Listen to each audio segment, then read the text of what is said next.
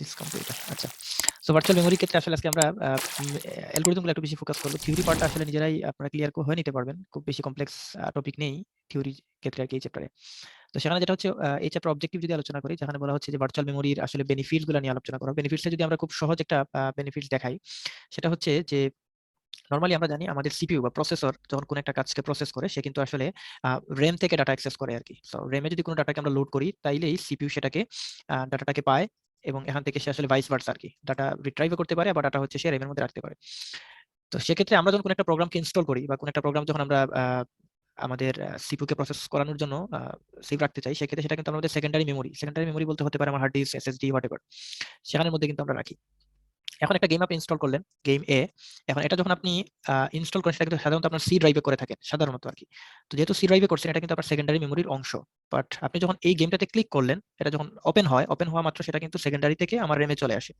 এবং র‍্যামে আসা মানে হচ্ছে আমার সিপিইউ সেটাকে পায় এবং সিপিইউ তখন সেটাকে প্রসেস শুরু করে এবং সেটা আমরা দেখতে পারি বা আমাদের গেম খেলতে পারি, রানিং অবস্থায় থাকে। এখন ধরেন আপনার হচ্ছে 2 জিবি র‍্যাম ফর এক্সাম্পল আছে। এখন এই 2 জিবি র‍্যামে আপনি যখন একটা গেম ওপেন করতেছেন, সেই গেমটা হয়তো শুরুর দিকে আপনার হয়তো ধরেন আমি সহজ করার জন্য, সিম্পল করার জন্য বললাম ধরেন এই গেমটা 2 জিবি আপনার জায়গা দখল করে ফেলল। হতে পারে গেমটা ছিল 8 জিবির একটা গেম। এখন 8 জিবির গেম এটা কিন্তু একসাথে পুরোটা লোড হয় না। আমরা জানি এটা হচ্ছে পার্শিয়ালি লোড করা হয়। অর্থাৎ অল্প, অল্প করে যেটুকু দরকার সেটুকু র‍্যাম লোড করে এবং সে অনুযায়ী আমরা সিপিইউ প্রসেস করে। তো আমাদের হিসাবের সুবিধাটা আমরা ধরলাম শুরুতেই 2 জিবি একটা গেম সেটা হচ্ছে পুরো র‍্যামে লোড হয়ে গেল। তার কিন্তু এখনো 6 জিবি আছে আপনার সেকেন্ডারিতে। এখন এই গেম যেহেতু লোড হয়ে গেছে আপনি কিন্তু গেমটা খেলা শুরু করতে পারছেন। কারণ সিপিইউ সেটা প্রসেস করা শুরু করে দিছে। এখন কিছুক্ষণ পরে ধরেন আপনার আরো 10 কেবি আরেকটা ডাটা লাগবে এই গেমেরই। ধরেন আপনি কোন একটা ক্যারেক্টার, নতুন একটা ক্যারেক্টার লোড করবেন বা একটা গ্রাফিক্স ব্যাকগ্রাউন্ডে আসবে যেটা 10 কেবি স্টোরেজ। তাহলে এই 10 কেবি কিন্তু আপনার সেকেন্ডারি মেমোরিতেই আছে।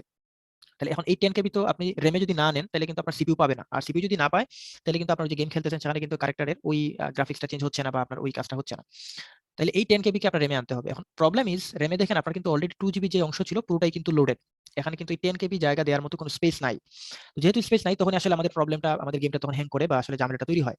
তো এই জায়গাতে আসলে আমরা যেটা করি আমাদের সেকেন্ডারি মেমোরির একটা অংশ ফর এক্সাম্পল আমরা সেকেন্ডারি মেমোরিতে এখানে আরো 1 জিবি ডাটা ফর এক্সাম্পল এই 1 জিবি ডাটাকে আমরা ভার্চুয়াল মেমোরি হিসাবে ব্যবহার করতেছি। ভার্চুয়াল মেমোরি হিসেবে ব্যবহার করা মানে কি দাঁড়াচ্ছে সেটা আসলে আমার এই যে র‍্যাম এবং এই যে আমার সেকেন্ডারি মেমোরি এই দুইটার মাঝখানে একটা লিয়াজন হিসাবে কাজ করতেছে। কিরকম?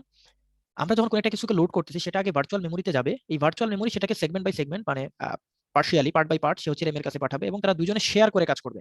অর্থাৎ আপনার র‍্যামে আছে অলরেডি 2 জিবি এবং ভার্চুয়াল মেমোরিতে যেটা সেকেন্ডারি মেমোরির একটা অংশ সেটা হচ্ছে 1 জিবি। তাহলে আপনার মোটামুটি এই 3 জিবি অর্থাৎ 2 GB RAM, 1 GB virtual memory এই 3 জিবি কে কাজে লাগিয়ে আপনার সিপিইউর দ্বারা কাজ করাইতে পারবেন। অর্থাৎ আপনার এই যে 10 কেবি ডাটার প্রয়োজন ছিল, এই 10 কেবি আপনি যদি এখানে লোড করতে চান র‍্যামে, তাহলে আপনি যেটা করবেন র‍্যাম থেকে ধরেন এখানে 10 কেবি ডাটা যেটাকে আপনি চলমান রাখতে চাচ্ছেন বা যেটা হচ্ছে আপনার কাজের অংশ, সেটাকে আপনি সোয়াপ আউট করে আপনি হচ্ছে যে ভার্চুয়াল মেমোরিতে রাখলেন। ভার্চুয়াল মেমোরি সেটাকে হোল্ড করলো এবং এই 10 কেবি ফ্রি হওয়ায় সেই 10 কেবির মধ্যে আপনি নতুনটাকে লোড করলেন এবং সেটা আবার কাজ করলো। আবার যখনই আবার প্রয়োজন হবে আবার সেটা আপনি ভার্চুয়াল মেমোরি থেকে কুইকলি নিয়ে আসতে পারবেন। কারণ এটা ডিরেক্টলি র‍্যামের সাথে ইনভলভ হয়ে কাজ করতেছে। আপনি সেটাকে সেভাবে ডেডিকেটেড করে দিচ্ছেন। সো এই যে একটা সুবিধা, এই সুবিধা পাওয়ায় যেটা হচ্ছে যে আমাদের হ্যাঙ্গিং প্রবলেম কমে যাচ্ছে বা মাল্টিটাস্কিং এর জায়গাটা এনহ্যান্স হচ্ছে। আমরা এট এ টাইম বড় প্রোগ্রাম নিয়ে কাজ করতে পারতেছি বা অনেকগুলো কাজ একসাথে করার সুযোগ পাচ্ছি। অর্থাৎ আমাদের যে ডেডলক হওয়ার যে টেন্ডেন্সি ছিল সেটা কিন্তু কমে যাচ্ছে। ডেডলক মানে কি ছিল? আমরা জানি যে যেখানে প্রসেস থেকে রিসোর্স যদি কম হয় তখনই ডেডলক হওয়ার সম্ভাবনা বেড়ে যায়। তো এখানে দেখেন 2 জিবি আমার রিসোর্স ছিল এবং যখনই 2 জিবি থেকে বেশি প্রসেস চলে আসছে তখনই কিন্তু একটা প্রবলেম তৈরি হচ্ছিল। তো সেখানে আমি 2 জিবির জায়গায় যদি আরো 1 জিবি রিসোর্স বাড়ায় ফেলি, তাহলে এখন কিন্তু আমার 3 জিবি রিসোর্স। তার মানে আমার কিন্তু হ্যাঙ্গিং প্রবলেম অনেক কমে আসবে। অর্থাৎ 1 লেনের রুট থাকলে আমার যে পরিমাণ জ্যাম হবে সেখানে যদি আমি একই রাস্তায় 2 লেনের আরেকটা রাস্তা মানে আরেকটা পার্ট রেখে দেই তাহলে কিন্তু আমার জ্যামের সংখ্যা কমে আসে। তো দ্যাট মিনস এটাই এখানে সুবিধাটা হচ্ছে যে আমার ভার্চুয়াল মেমোরির কারণে আমরা এই বেনিফিটটা আরকি পাচ্ছি। তো এই হচ্ছে মোটামুটি ভার্চুয়াল মেমোরির একটা ওভারভিউ। আমার মনে হয় আপনার মোটামুটি ক্লিয়ার এবং সেখানে আসলে ডিমান্ড পেজিং বলতে ওই যে আমরা যখন কি পরিমাণ আমার পেজ লাগবে। পেজ বলতে হচ্ছে আমাদের ভার্চুয়াল মেমোরি যেটা আছে, ভার্চুয়াল মেমোরির একেকটা ব্লক, স্মল ব্লককে আমরা বলতেছি হচ্ছে পেজ। আর ফ্রেম বলতেছি হচ্ছে আমাদের যে ফিজিক্যাল মেমোরি। মানে ফিজিক্যাল মেমোরি বলতে সাধারণত আমরা আমাদের র‍্যামটাকে বুঝতেছি আরকি। তো যদি আমরা এখানে ধরেন আমাদের 2 জিবি ডাটা থাকে, ফর এক্সাম্পল 1 এমবি মানে হচ্ছে একটা করে ব্লক, ফর এক্সাম্পল। তাহলে এই 1 এমবি হচ্ছে একটা ফ্রেম। কারণ এই 1 এমবি আমরা পাচ্ছি র‍্যাম থেকে, ফিজিক্যাল মেমোরি থেকে। আর পেজ হচ্ছে আমাদের ভার্চুয়াল মেমোরি থেকে আসে। এই ভার্চুয়াল মেমোরি এরকম স্মল পার্ট। যেহেতু আমরা ফিজিক্যাল মেমোরিতে 1 এমবি কে ধরছি একটা করে ব্লক, দ্যাট মিনস ফিজিক্যাল মেমোরিতেও আমরা ভার্চুয়াল মেমোরিতে আমরা 1 এমবি করে ধরবো একটা করে ব্লক। আর ওই 1 এমবি ব্লককে আমরা বলবো পেজ। ভার্চুয়াল মেমোরি থেকে একটা পেজ আসে। তো পেজ আর ফ্রেমের সাইজ সাধারণত সেম সাইজের হয়ে থাকে। যাতে তাদের মধ্যে ইন্টারকানেকশন করা যায়। আর ডিমান্ড পেজিং হচ্ছে যখনই আমার র‍্যাম কোন একটা পেজ চাচ্ছে, মানে এই পরিমাণ একটা ডাটা দরকার যে 10 কেবির কথা বললাম, দ্যাট মিনস সে আসলে পেজ থেকে আমাকে সাপ্লাই দিবে। তখন আমার এটা ডিমান্ড পেজ মানে এই পরিমাণ আমার পেজ লাগবে। সো এটা হচ্ছে ডিমান্ড পেজ, এবং সেই অনুযায়ী যদি আমরা হচ্ছে পেজ রিপ্লেসমেন্ট অ্যালগরিদম হচ্ছে, যদি আমরা একটু আগে বললাম আমার 10 কেবি কিন্তু আমার র্যামে জায়গা ছিল না, পুরো 2 জিবি আমরা যে এক্সাম্পল দিচ্ছিলাম একটু আগে, পুরো 2 জিবি কিন্তু আমার র্যামকে দখল করে ফেলছিল। সেখান থেকে আমরা একটাকে ফ্রি করে দিয়ে আমরা আরো 10 কেবি ভার্চুয়াল মেমরি থেকে লোড করছিলাম। তার মানে কি আমরা একটা ব্লকে অন্য একটা ব্লক মানে অন্য একটা পেজকে ডিমান্ড করার পরে সে এসে রিপ্লেস করে দিছে, যেহেতু ব্লকগুলো জায়গা ছিল না। তো সেটা হচ্ছে পেজ রিপ্লেসমেন্ট অ্যালগরিদম, সেটাও আমরা আসলে আজকের ক্লাসে আর কি মেইনলি এখানকার কয়েকটা অ্যালগরিদম নিয়ে আলোচনা করব। এবং হচ্ছে পেজ ফ্রেমের কথা আগে বলে নিছি, যেটা হচ্ছে ফিজিক্যাল মেমরির একটা অংশ। এবং এখানে হচ্ছে শেয়ার্ড এবং মেমোরি ম্যাপিং যখন আমরা ডিমান্ড পেজ করো তখন আসলে ম্যাপিং এর মাধ্যমেই এই কাজটা করে থাকি আর কি। তো আমরা যদি আলোচনা করি সেক্ষেত্রে ব্যাকগ্রাউন্ড মোটামুটি আমরা একটা আইডিয়া পেয়ে গেছি অলরেডি ব্যাকগ্রাউন্ডের বিষয়ে, ভার্চুয়াল মেমরি সম্পর্কে একটা আইডিয়া পেয়েছি, ডিমান্ড পেজিং সম্পর্কে আমরা একটু হালকা ধারণা নিলাম। সো আমরা এখন ডিরেক্টলি চলে যাব পেজ রিপ্লেসমেন্ট অ্যালগরিদমে, এন্ড দেন আমরা একটু ডিস্ক স্কেজুলিং এর কিছু অ্যালগরিদম আছে যেটা সেকেন্ডারি মেমরি সংক্রান্ত। খেয়াল করেন পেজ রিপ্লেসমেন্ট যেটা, এটা আসলে আমাদের ফিজিক্যাল মেমোরির সাথে রিলেটেড, অর্থাৎ আমাদের ভার্চুয়াল মেমোরির সাথে ফিজিক্যাল মেমোরির যে রিলেশনটা বিল্ড আপ হচ্ছে সেক্ষেত্রে আমরা পেজ রিপ্লেসমেন্ট অ্যালগরিদম ইউজ করে থাকি। আর ডিস্ক স্কেজুলিং যেটা, এটা এন্টায়ারলি সেকেন্ডারি মেমোরি বেসড। ঠিক আছে। আচ্ছা, সো আমরা এবার যে সামনে আগাই, ভার্চুয়াল মেমোরি সম্পর্কে আমার মনে হয় যে মোটামুটি ধারণা পেয়ে গেছেন। ভার্চুয়াল অ্যাড্রেস স্পেস কি জিনিস, যেহেতু অনেকগুলো ভার্চুয়াল মেমোরি একসাথে থাকে সেটাকে অ্যাড্রেস স্পেস বলা হয়। এবং সেটা আসলে ইমপ্লিমেন্ট করতে পারি আমরা ভার্চুয়াল মেমোরিকে দুইটা ওয়েতে, একটা হচ্ছে ডিমান্ড পেজিং, একটা হচ্ছে ডিমান্ড সেগমেন্টেশন। সেগমেন্টেশনটা হচ্ছে আমরা ইউজার ভিউ, যখন কোনো একটা কিছুকে ইউজার ভিউ এর মাধ্যমে আমরা দেখাচ্ছি সেটাকে আসলে সেগমেন্টেশন বলা হচ্ছে আর কি। সেগমেন্ট বাই সেগমেন্ট আমরা যদি প্রোগ্রামটাকে লোড করার ট্রাই করি। এবং এখানে একটু আগে যে এক্সাম্পল আমরা আপনাদেরকে দিছিলাম সেটার একটা এক্সটেন্ডেড ভিউ দেওয়া আছে। ধরেন এইখানে যেটা চিত্রটা দেওয়া আছে এটা হচ্ছে আমার সেকেন্ডারি মেমোরি, আর এইখানে যেটা দেওয়া আছে সেটা হচ্ছে আমার ভার্চুয়াল মেমোরি। এই ভার্চুয়াল মেমোরিটা আলটিমেটলি আমার সেকেন্ডারির অংশ। ঠিক আছে, এটা কিন্তু এই মেমোরির একটা অংশ, যে আগে আপনাকে বলছি 1 জিবি আপনি আলাদা করে দিবেন ফর এক্সাম্পল, ওইটা আর কি। এখানে বুঝার সুবিধার্থে এটাকে আলাদা করে দেখানো হচ্ছে। সো ভার্চুয়াল মেমোরিতে আমরা যখন কোন ডাটা লোড করবো, ধরেন আমি এখান থেকে একটা গেমের ক্ষেত্রে সেখানে হচ্ছে কয়েকটা পেজ আছে, তাই না? ধরেন এখানে হচ্ছে এ, বি, সি, ডি, এরকম 4টা ব্লক মিলে, ধরেন ফর এক্সাম্পল এই 4টা ব্লক মিলে একটা গেম বা একটা আপনার প্রোগ্রাম।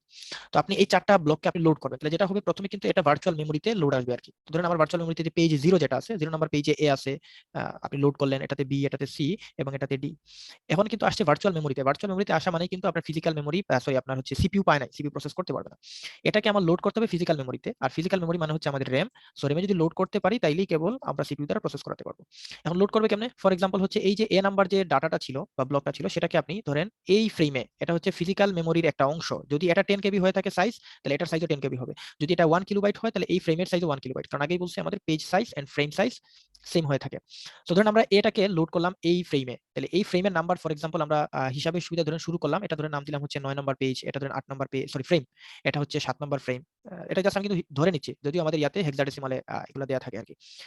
সো 9, 8, 7, 6, 5 এরকম করে ফ্রেমগুলো দেয়া আছে। তো এখানে 0 নাম্বার পেজে এ আছে এবং আমাদের ফ্রেমের 9 নাম্বার ফ্রেমে ডাটাটা আছে। তাইলে যে মেমোরি ম্যাপে যেটা করা হবে সেখানে কোন পেজ কোন ফ্রেমকে ধরে রাখছে সেটা কিন্তু আসলে চলে আসবে। সো ম্যাপের ক্ষেত্রে প্রথমে যদি আমরা পেজগুলোকে ধরি, ধরেন পেজ আছে হচ্ছে আমার এ, পেজ আছে হচ্ছে বি, পেজ আছে হচ্ছে সি, পেজ আছে হচ্ছে ডি। এবং এ পেজ যেহেতু এখানে আমরা লোড করে ফেলছি, কত নাম্বার ফ্রেমে লোড করছি? 9 নাম্বার ফ্রেমে, তাহলে আমরা এখানে 9 নাম্বার ফ্রেমে আর কি। আসলে এখানে এবিসিডি না হয়ে আসলে পেজ নাম্বারটা থাকবে আর কি। ধরেন এটা হচ্ছে পেজ নাম্বার 0, এটা হবে 1, এটা হবে 2, এটা হবে 3, এই যেখানে পেজ সিরিয়ালি আর কি যেটা দেয়া আছে এটা হবে। সো 0 নাম্বার পেজ 9 নাম্বার ফ্রেমে আছে। এবং এর পাশে আসলে ভ্যালিড ইনভ্যালিড বিট বলে আরেকটা জিনিস থাকে, যেটা হচ্ছে আমাকে বুঝতে সাহায্য করে যে আমি যে ডাটাটা লোড করলাম, যে পেজটা, সেটা আসলে ফ্রেমে আছে কিনা, মানে এটা ফিজিক্যাল মেমোরিতে পাঠানো হয়েছে কি হয় নাই, এই জিনিসটা বোঝার জন্য, ট্র্যাক রাখার জন্য। সো যদি ডাটাটা থাকে, যেমন এ নাম্বার যে ডাটাটা সেটা 0 নাম্বার পেজে আছে, তার দ্যাট মিন্স পেজে আছে, ফ্রেমেও আছে, যেহেতু ফ্রেমেও আছে দ্যাট মিন্স ভ্যালিড বিট মানে হচ্ছে আমাদের 1। আচ্ছা, তারপর যদি দেখি বি নাম্বার যে ডাটাটা, এটা কিন্তু আমার 1 নাম্বার পেজে আছে, কিন্তু এটা কিন্তু আমার কোনো ফিজিক্যাল মেমোরি মানে র্যামের কোনো ফ্রেমে আসে নাই, যেহেতু আসে নাই এটা হচ্ছে ইনভ্যালিড বিট মানে আই, অর্থাৎ এটা হচ্ছে 0। তাহলে 0 যদি আমরা দেখি ইনভ্যালিড বিট, যেটা আমার পেজে আছে ফ্রেমে নাই। আর 1 মানে হচ্ছে ভ্যালিড বিট, দ্যাট মিন্স এই ডাটাটা বা এই ব্লকটা আমার পেজেও আছে, ফ্রেম মানে ফিজিক্যাল মেমোরি মানে ফ্রেমও আছে আর কি, যেটাকে আমরা ডিরেক্টলি কাজ করাতে পারবো। সো ধরেন কিছুক্ষণ পরে আপনার এই যে বি পেজ যেটা, এটা আমার এইখানে আমরা লোড করলাম ফর এক্সাম্পল, যদি লোড করি তাহলে এটা হচ্ছে 6 নাম্বার ফ্রেমে লোড হইলো, তাহলে আমাদের পেজ মেমোরি ম্যাপ যেটা, মেমোরি ম্যাপে এই জায়গাতে 6 চলে আসবে। এবং যেটা ইনভ্যালিড ছিল আই, আচ্ছা নেটওয়ার্ক একটু প্রবলেম করতেছে, আচ্ছা এটা হয়ে যাবে তখন ভি, ভ্যালিড বিট হয়ে যাবে, যেহেতু ডাটা এখন লোড হয়ে গেছে। এইভাবে আর কি আমরা ডিমান্ডের সাপেক্ষে আমরা ডাটাগুলোকে আমরা লোড করব এবং সেই অনুযায়ী আমাদের ম্যাপগুলো চেঞ্জ হবে, মানে মেমোরি ম্যাপ আর এই টেবিলটা আর কি। এবং এই টেবিলের সাপেক্ষে আমরা এদের মধ্যে রিলেশন বিল্ড আপ করে ডাটাগুলোকে কাজ করাবো।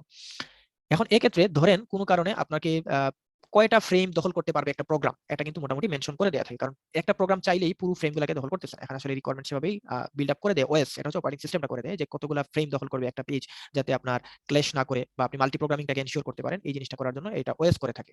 ধরেন ওএস থেকে আমরা বললাম এখানে হচ্ছে ফ্রেম সাইজ হচ্ছে 2। খেয়াল করেন এখানে এই জিনিসটা বুঝলে কিন্তু আপনি পরবর্তী থিওরিগুলো ক্লিয়ার হয়ে যাবেন। সো আমরা বললাম এখানে ফ্রেম সাইজ হচ্ছে 2। তো যেহেতু 2 ফ্রেম সাইজ বলতেছি, তার মানে ফিজিক্যাল মেমোরির দুইটা ফ্রেমকে সর্বোচ্চ, এই যে প্রোগ্রামটা, এই প্রোগ্রামের ক্ষেত্রে কিন্তু আমরা বলতেছি ফ্রেম সাইজ 2, দ্যাট মিন্স এই প্রোগ্রাম সর্বোচ্চ দুইটা ফ্রেম দখল করতে পারবে। পেজের কথা কিন্তু আমরা বলতেছি না, ফ্রেমের কথা বলতেছি। তাহলে দেখেন এই মুহূর্তে আমার ফিজিক্যাল মেমোরির 9 নম্বর এবং 6 নম্বর এই দুইটা ফ্রেমকে এই যে প্রোগ্রামটা ইউজ করতেছে। এখন যেহেতু দুইটা ফ্রেম, দুইটাই কিন্তু লোডেড। কিছুক্ষণ পরে আপনার ডিমান্ড পেজিং যেটা, ধরুন আপনার হচ্ছে সি নাম্বার যে পেজ, এই যে পেজ নাম্বার 2, এই ডাটাটা আপনার সিপিইউ চাচ্ছে, কাজ করতে চায়। তাহলে সিপিইউ কি করবে? রিকোয়েস্ট পাঠাবে, এবং এখানে এসে দেখবে সিপিইউ কিন্তু মেমোরি ম্যাপে এসে দেখতেছে যে এই যে ডাটাটা এটা পেজ টেবিলে আছে, বাট এটা ইনভ্যালিড, মানে ফ্রেমে নাই। তখন সে এটাকে ফ্রেমে লোড করার জন্য রিকোয়েস্ট পাঠাবে, এবং ওএস তখন এই রিকোয়েস্টটাকে রিসিভ করবে, এবং সে আবার ওই ফ্রেমের কাছে আসবে, এসে দেখবে 9 নম্বর ফ্রেম এবং 6 নম্বর ফ্রেম, এই দুইটা ফ্রেমে অলরেডি ডাটা আছে। এবার সে যেটা করবে, এখান থেকে যে কোনো একটাকে সে রিপ্লেস করে নতুন ডাটাটা বসাবে। এখন এই রিপ্লেস করবে কিভাবে? এই রিপ্লেস করার অনেকগুলো ওয়ে আছে, যার মধ্যে যদি আমরা সবচেয়ে সহজ সিম্পলেস্টটা চিন্তা করি, সেটা নাম হচ্ছে ফিফো, অর্থাৎ ফার্স্ট ইন ফার্স্ট আউট। অর্থাৎ অপারেটিং সিস্টেম যদি এই অ্যালগরিদমটা ফলো করার ট্রাই করে, তখন সে দেখবে এই দুইটা ফ্রেমের মধ্যে যে পেজটা সবার আগে আসছে, সেই পেজটাকে সে রিপ্লেস করে নতুন পেজ বসায় দিবে। তাহলে এ আর বি এই দুইটার মধ্যে সবার আগে আসছে হচ্ছে এ, যেহেতু এ সবার আগে আসছে, এটাকে সে রিপ্লেস করে এই সি বসায় দিবে। তাহলে এ এর বদলে এখানে আমরা যদি বসাই সি, তাহলে দেখেন আমার পেজ টেবিল মেমোরি ম্যাপ যেটা, সেখানে কিন্তু সি এর পাশে এখন কিন্তু 9 বসে যাচ্ছে, কারণ 9 নম্বর ফ্রেমে আমরা সি কে এখন বসায় দিচ্ছি। ফাইন, তাহলে এখানে কি দাঁড়াচ্ছে, এই যে এখানে 9 ছিল, এটা কিন্তু আর এখন নাই। তো দ্যাট মিন্স এটাকে আমাদের ক্লিয়ার করে দিলাম, এবং এটা ক্লিয়ার করার প্রবলেম যেটা দাঁড়াইছে, যে আপনার এইটা যেটা ভ্যালিড বিট ছিল, এটা কিন্তু এখন হয়ে গেছে আমাদের ইনভ্যালিড বিট, কারণ এ বলতে কোনো কিছু কিন্তু এখন আমার আর ফিজিক্যাল মেমোরিতে নাই। বাট সি এর ক্ষেত্রে যেটা আমার ইনভ্যালিড ছিল এতক্ষণ, সেটা কিন্তু এখন 9 নম্বর ফ্রেমে আছে। দ্যাট মিন্স এটা এখন হয়ে যাচ্ছে ভ্যালিড বিট। এবং এবার হচ্ছে আমার যেহেতু ফিজিক্যাল মেমোরিতে ডাটাটা চলে আসছে, আমার সিপিইউ সেটাকে কাজে লাগাতে পারবে, সিপিইউ সেটাকে কাজ করবে। সো এইভাবে আসলে কাজটা চলতে থাকবে। এবং এই যে নতুন করে একটা জিনিসকে, মানে একটা ডাটাকে আমরা ফ্রেমের মধ্যে ইন করালাম, রিপ্লেস করে ইন করালাম, এটাকে বলা হচ্ছে পেজ ফল্ট। কারণ কি? কারণ পেজটা এখানে ছিল না, মানে আমাদের ফিজিক্যাল মেমোরিতে ছিল না, না থাকার কারণে সিপিইউ ডিরেক্টলি ওই পেজটাকে ইউজ করতে পারে নাই। সে তখন ওয়েট করতে হয়েছে, ওএস এর কাছে রিকোয়েস্ট পাঠানো লাগছে, ওএস তখন এসে পেজ রিপ্লেসমেন্ট করে ডাটাটাকে ফিজিক্যাল মেমোরিতে ইন করায় দিছে। সো এই যে একটা ট্র্যাপে পড়া, মানে আপনার ফিজিক্যাল মেমোরিতে পেজটা না থাকার কারণে যে প্রবলেম তৈরি হচ্ছে, এটাকে বলা হচ্ছে ট্র্যাপ, এবং এর একটা নাম হচ্ছে পেজ ফল্ট।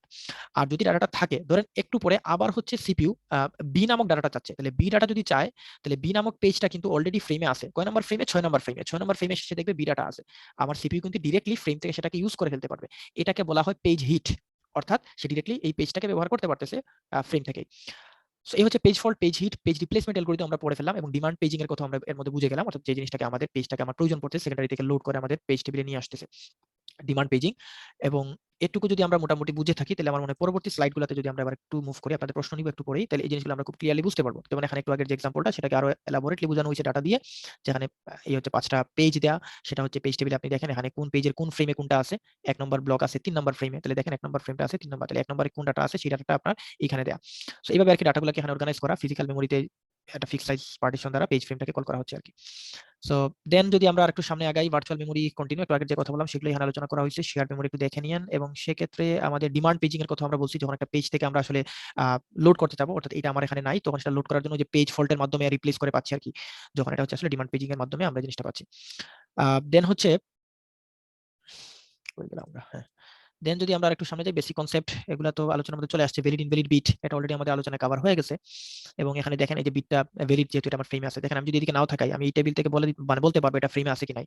কারণ 0 নাম্বার যে পেজটা, তাহলে 0 নাম্বার পেজ ডাটা কি এ, এটা কিন্তু 4 নাম্বার ফ্রেমে আছে, দেখেন 4 নাম্বার ফ্রেমে আছে, কারণ এটা ভ্যালিড। আবার যদি আমি 1 নাম্বার পেজটা দেখি, 1 নাম্বার পেজ এটা ইনভ্যালিড, তার মানে 1 নাম্বার পেজে যে বি ডাটা আছে, এই বি ডাটা কিন্তু আপনি এই ফিজিক্যাল মেমোরিতে খুঁজে পাবেন না, কারণ কি এটা ইনভ্যালিড। এটা যদি থাকতো তাহলে এটা অবশ্যই ভ্যালিড হতো। সো এই হচ্ছে মোটামুটি। আমরা যদি আরেকটু সামনে আগাই, এবার হচ্ছে পেজ ফল্ট। পেজ ফল্টের কথা বললাম একটু আগে, যে যদি আমাদের এই যেখানে একটা মেমোরিকে আমরা লোড করতে চাচ্ছি, সেটা যদি আমাদের ইনভ্যালিড থাকে পেজ টেবিলে, ইনভ্যালিড থাকা মানে আমার সিপিইউ ডিরেক্টলি সেটাকে ইউজ করতে পারতেছে না, তখন সে কি করবে? ওএস এর কাছে একটা রিকোয়েস্ট পাঠাবে, কারণ সেটা ট্র্যাপে পড়ে গেছে, একটা পেজ চাচ্ছে, পেজটা নাই ফিজিক্যাল মেমোরিতে। তখন আমাদের অপারেটিং সিস্টেম ডিমান্ড পেজ করবে, অর্থাৎ আমাদের ফিজিক্যাল সেকেন্ডারি স্টোরেজ কাছে পেজটা চাবে, সেটা লোড করবে, করার পরে ফ্রি ফ্রেম আসলে একটা খুঁজবে আপনার ফিজিক্যাল মেমোরিতে কোন জায়গাটাকে সেটাতে লোড করানো যায়। ওই যে পেজ রিপ্লেসমেন্ট অ্যালগরিদমের কথা বললাম, এইখানে সে পেজ রিপ্লেসমেন্ট অ্যালগরিদম ইউজ করবে, ফিফো করুক বা অন্য কোনো অ্যালগরিদম ইউজ করুক, সেটা করে সেখান থেকে যে ফ্রেমটা পাবে, সেই ফ্রেমে ওই পেজটাকে লোড করে দিবে। যদি লোড করে দেয়, সেই অনুযায়ী আমার পেজ টেবিলটা চেঞ্জ হয়ে যাবে। চেঞ্জ হওয়া বলতে কি? তখন ইনভ্যালিড বিট ভ্যালিড হয়ে যাবে, কারণ তখন সেটা ফ্রেমে লোড করা হয়ে গেছে। আর যখনই ভ্যালিড হবে, তখনই সেটা লোডেড, এবং সেই অনুযায়ী আমাদের সিপিইউ যে রিকোয়েস্ট, সেই রিকোয়েস্টটা ফুলফিল করতে পারবে, ডাটাটা পেয়ে যাবে, সে তখন ডাটাকে ইউজ করবে আর কি। তো এটা হচ্ছে পেজ ফল্ট, এবং সেটা কিভাবে আমরা হ্যান্ডেল করতেছি। দেন যদি আমরা ডিমান্ড পেজিং এর আলোচনা করা হয়ে গেছে, আমরা যদি একটু সামনে যাই, একটু কুইকলি পেজ রিপ্লেসমেন্টের ব্যাখ্যা একটু আগে দিলাম, এটা এখানে আবারও বোঝানো হয়েছে আপনাকে। অর্থাৎ বিটাকে আপনি লোড করবেন, সেক্ষেত্রে এটাকে ফ্রি করতে হবে, এবং ফ্রেম সাইজ কিন্তু আপনাকে বলে দিবে যে কয়টা ফ্রেম নিয়ে আপনি কাজ করতে পারবেন। সো সেক্ষেত্রে এবার আমরা চলে আসবো কয়েকটা পেজ রিপ্লেসমেন্ট অ্যালগরিদমের সাথে পরিচিত হব, যার মধ্যে একটা নাম হচ্ছে ফিফো, দেন হচ্ছে আমি কয়েকটা নাম এখানে লিখি যে আমরা আপাতত কিভাবে মানে আমরা পেজ রিপ্লেস করি সেগুলো কাজ করবো আর কি। একটা হচ্ছে ফিফো, আরেকটা হচ্ছে এলআরইউ, এন্ড আরেকটা হচ্ছে অপটিমাল। আমরা আপাতত এই 3টা অ্যালগরিদম নিয়ে আর কি কাজ করবো। আরেকটা আছে এলএফইউ, আর কয়েকটা অ্যালগরিদম আছে, সেগুলো আমরা আজকের আলোচনায় বা আপনাদের এই সিলেবাসের আওতার মধ্যে সেগুলো রাখিনি। সো অ্যালগরিদমে যাওয়ার আগে একটু আপনাদের ফিডব্যাক নিয়ে নেই, বা কারো কোনো এ পর্যন্ত কোয়েরি আছে কিনা একটু শুনি।